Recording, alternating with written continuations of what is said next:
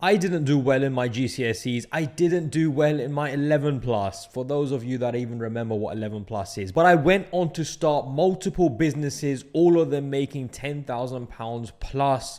And alhamdulillah, shukr Allah Azza wa Jal, I did it in a halal way, and I am a Muslim, and therefore I stayed away from haram. And I'm going to tell you exactly how I've gone about doing that in this video. I'll tell you what I got in my GCSEs. I'll tell you exactly how bad we did in that. But before I get there, I need to talk to you about my 11 plus, because my parents really wanted me to pass my 11 plus. Now for those of you that don't know, and I don't even know if it still exists, and let me know if in the comments it does or doesn't, but 11 plus is something where if you do well, you end up going to a grammar school, and my parents really wanted me to go to a grammar school. My parents were like, if you go to the grammar school, you have made it in life. And hopefully I'm a live example for those that didn't end up doing well in their GCSEs, 11 plus, or your A levels. Now I remember 11 plus was a big deal for my parents, and I needed 121 to get into a grammar school. And at the time, I did a lot of tuition. I had someone who used to come to my house and teach me. And the problem wasn't actually that I wasn't intelligent enough. The problem actually became that I just wasn't interested enough. And that was the problem, that I just wasn't interested. I would sit there for an hour. I'd be zoned out for 45 minutes. And I remember it just wasn't interesting to me. And so academically, I've never been the one who does the best. Academically, I haven't done the best. In fact, I then go on and I don't get into the grammar school. I go on and do my GCSEs. And, well, I didn't do great at my GCSEs. I'll be honest with you. I only got, I think it was 3 or 4 C's. Actually, I think it might have been 5. I think I got my 5 C's. But this sounds bad. I think it was maths or English. I think it was maths, actually. And this sounds crazy, right? I think it's maths that I didn't actually get my C in.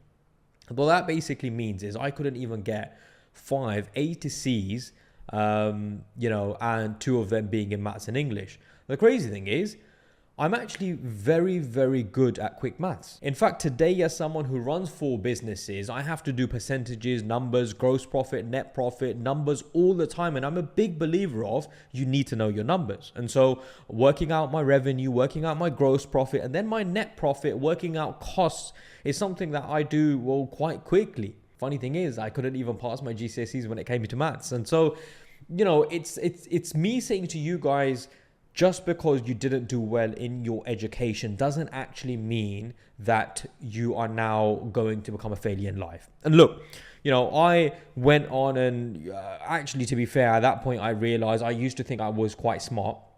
And I was like, I thought I was smart. I should have just passed my GCSEs, but I just wasn't interested in school and I wasn't interested in the classes.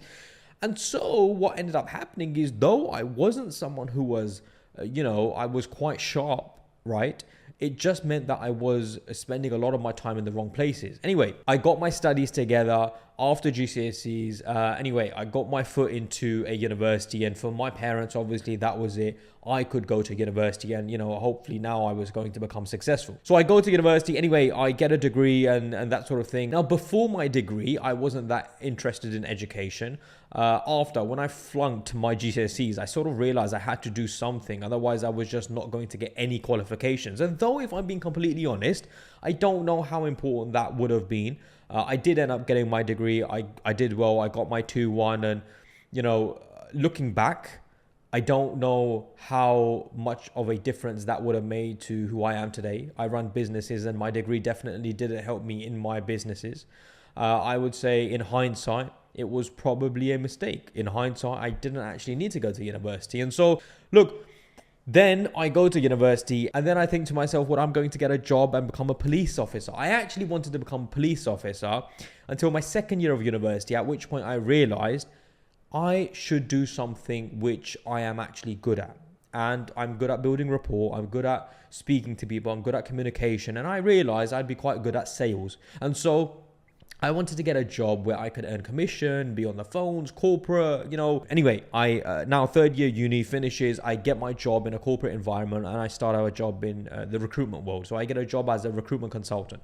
It's not something that I fell into. I actually wanted to get into it because I was good at sales, or I believed to be good at sales. When I started, I realized how much I had to learn, and that obviously helped me massively in opening my brain up and saying, I need to take in a lot of information. I need to learn a lot. Because I had that mindset, 3-4 years later, I became one of the highest billers. I think I was the third highest biller in the company, and the company had I think they had about 150 employees. So I was making good money. I was making like 70,000, 80,000 pounds a year, but obviously it was commission. So that's how much, I would see on a monthly basis, right? Anyway, so I'm making good money, but that's the point where I realized I have to leave this company. I have to leave working for this company if I'm actually to reach the numbers that I believe that I can reach. And that's when I started my own recruitment company. At the age of 25, I started my own recruitment company, not knowing whether I could make it a success, still not believing in myself, still thinking, can I actually do quite well? 6 months later, we were making £20,000 a month. I was making £20,000 a month with my recruitment company at the end of 6 months. And that was the changing point. That's when I realized it didn't matter if I failed my GCSEs. It didn't matter if I failed my education. It just didn't matter, because it meant that I was good in other places. I was good at building relationships. I was good at building rapport. I was good in my communication when I was speaking to people. And so and I promise you guys, that is the most important thing. If you are not good at communicating to people, if you are not good at building relationships and rapport, if you're not good, in an interview, you're not going to get the job that you want. That's a fact. So your GCSEs, your A-levels, your university, it's very important. I think it's important for the ones that are going to use it. And that maybe is for another video. But if you don't do well there, and if you go on and start a business, if you go on and start a company up for yourself and you make money, you will hire people who do well in education.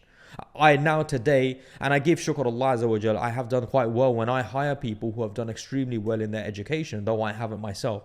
That's crazy, because you see this happening with a lot of people. A lot of people who don't do well in their education go on to start companies and go on to actually do really well for themselves and actually hire people who've done well in education. And that's not me putting anyone down in education, because it's praiseworthy. It's praiseworthy having a good education. It definitely helps, right?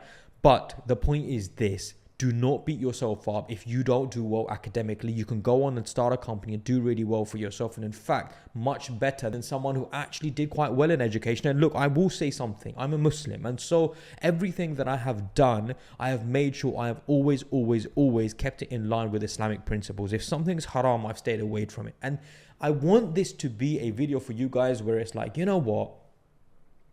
I don't have to be the smartest academically. I don't have to be the smartest academically. I have to put in the effort, and I can do something for myself. I can achieve and start a company for myself and a business for myself. And therefore, that is the ultimate success. Maybe for yourself, by the way, but that is true success as well. But fourthly, and more importantly, I can do something. I can start something for myself, and I can become successful without falling into haram. I never took out loans. I never did anything haram in terms of, taking out riba-based loans or, doing something which wasn't allowed. I didn't lie. I didn't cheat. I didn't gamble. Nothing like that. Islamically, I always stayed in my principles. I wouldn't lie to my customers. I wouldn't lie to my clients. I was very, very careful, because I knew if I had the blessings of Allah Azza wa Jal into my business, then I knew that I would see the progress. And more importantly, my intentions were always that this business should be a means for me to get closer to my religion. And no doubt, because I had that intention, it made me a better person, and it made it where this business made me get closer to my religion. It helped me massively. And the best advice I could give you, the best and most important part of this video, the best advice that I can give you is understand that you are capable of much more than you think. Most of you guys watching this video don't actually think you're capable of starting a company, starting a business for yourself. Most of you watching this video don't think you can make £100,000 a month. 99% of the people watching this video don't think that they can make £100,000 a month. And I'm sitting here saying, you can make £100,000 a month. It's possible. Now, whether you do that or not is a different argument. Whether you go on and make £100,000 is a whole different conversation. But telling yourself it's possible and you are capable of it is something I want you all to say, yeah, I'm capable of it. I can achieve it. We breathe. I breathe the same way you breathe. I'm not that much more intelligent than most of you guys watching. And so I would say our intelligence is quite similar. right? Now, I have experiences and I have been through things and I have started companies, and therefore I've learned and I've gained knowledge. You can go through that as well. Now, if you do, you're very capable of doing that. But tell yourself, mentally, you should be able to tell yourself, I can achieve something. And then it's all about putting the processes and paving the path for yourself in achieving something. Once you can mentally tell yourself that you can achieve something, then you look to pave that path for yourself. So for example, if you tell yourself you can get an A star, you will get an A, or you minimum will look to get a B, right? If you get a C, you're going to be distraught.